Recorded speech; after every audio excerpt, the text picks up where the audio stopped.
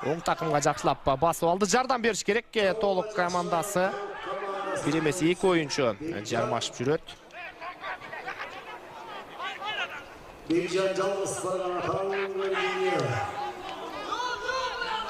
Biraz qana taqtıq жетишпей қалды. Жакшы, дагы да болсо Бекжан Алымбеков бара жатат. Командасының ойыншысы Алымбеков Бекжан.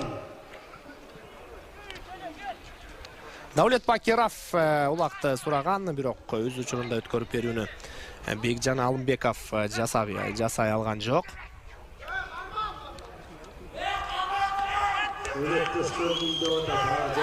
Бекжан Алымбеков кайрадан чабуулга чыгып бара жатат, мүмкүнчүлүк жаралбады. Ага каршы Сыпар Кушкиев өтө ишенимдүү түрдө жабышып жатат. Ушул жерден эме ыргытыш керек, кош колдоп дегенче өтө ишенимдүү түрдө биримдик командасы коргонуп кетти. Жалил Дегенбаев дээрлик казандын ичине түшүп бара жаткан улакты тартып кеткенге жетишти.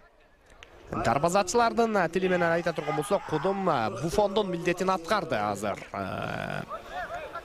Жалил Дегенбаев. 9-чу минутта жүрүп атат. Бул 3-чү тайм. Эсеп сандары болсо 6